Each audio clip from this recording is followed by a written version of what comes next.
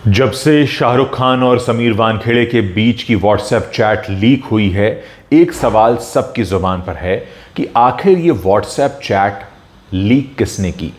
जाहिर है पहला संदेह जाता है समीर वानखेड़े की तरफ, और ऐसा कहा भी गया कि अदालत ने कहा है कि इस तरह के साक्ष्य मीडिया में न दिए जाएं, जिससे कि केस की जो कार्रवाई है उस पर कोई असर ना पड़े।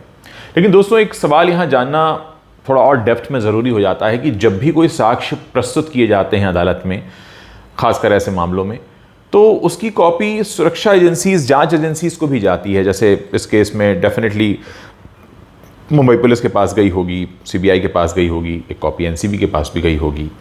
तो क्या ये चैट वहाँ से लीक हुए हो सकते हैं? हालांकि इस पर अभी तक कोई स्पष्टीकरण नहीं है।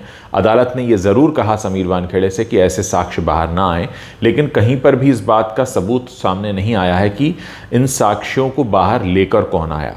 क्या ये साक्ष्य किसी जांच एजेंसी की तरफ से सामने लाए गए हो सकते हैं? ऐसा मैं इसलिए कह रहा हूँ क्योंकि इस केस में भी बहुत सारे लूप होल्स हैं। बहुत कुछ ऐसा है जो इस केस को बाकी केसेस से अलग बताता है। आमतौर पर किसी भी केस में एक आरोपी होता है, एक जांच एजेंसी होती है और एक अदालत होती है। यहाँ पर क्या है, जो आरोपी है वो एक जांच एजेंसी का हिस्सा रहा है, और जांच एजेंसी में ही कुछ लोग हैं जिनके खिलाफ जांच हुई है, जिनके बारे में जांच हुई है। यानी ये केस बहुत कुछ ऐसा है जैसे आप समझें कि किसी डिपार्टमेंट में चल रही अंदरूनी गड़बड़ियों और घोटाले से जुड़ा एक ऐसा केस जिसमें देश का एक बड़ा सुपरस्टार भी इन्वॉल्व हो जाता है और देश की दो प्रमुख जांच एजेंसीज भी इसमें शामिल हैं। मैं बात एनसीबी और सीबीआई की कर रहा हूं। तो क्या ये ज़रूरी नहीं हो जाता कि इस बात का भी पता लगाया जाए कि जब इस चैट को लीक किया गया, इस चैट के लीक होने से किसको फ़ायदा हो सकता था? जाहिर है ये चैट जब सबमिट हो गया अदालत में तो ये इस केस की कार्रवाई का एक हिस्सा बन गया, लेकिन बाहर आने से किसका फ़ायदा हो सकता है? क्या इस केस को एक नया रंग देने की कोशिश की गई? क्या इस केस को घुमाने की कोशिश की गई? क्या पब्लिक सिंपैथी लेने की कोशिश की गई?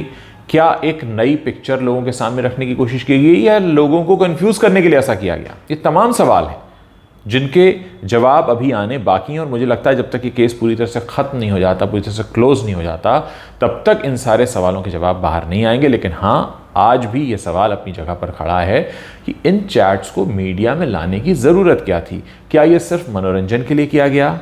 क्या ये सिर्फ सनसनी पैदा करने के लिए किया गया? क्या ये सिर्फ टीआरपी का खेल था, या फिर इस केस में इन्वॉल्व किसी भी पार्टी का एक ऐसी मंशा थी जिसके ज़रिए वो इस केस पर असर डालना चाहते थे? आपको क्या लगता है कौन सी बात सच हो सकती है? क्योंकि जाहिर है हवा में से तो ये चैट आई नहीं होगी, कोई तो होगा जिसने इनिशिएटिव लिया होगा इस चैट को मीडिया तक पहुंचाने का। एक बार मीडिया में आ जाती है तो फिर सब लोग कॉपी कर लेते हैं, एक चैनल दूसरा चैनल, एक अखबार दूसरा अखबार, वहां तक तो ठीक है। लेकिन पहला जो एक शेयरिंग हुआ होगा वो किस लेवल पर हुआ होगा? क्या लगता है आपको? इस बारे में आप अपनी जो भी राय रखते हो नीचे कमेंट सेक्शन में लिखकर ज़रूर बताइए। उस वीडियो को शेयर भी कीजिए ताकि हम लोगों को ये बता सकें कि जब भी इस तरह के केसेस हमारे देश में चला करते हैं तो हमें बहुत सारे पहलुओं पर सोचने की ज़रूरत होती है।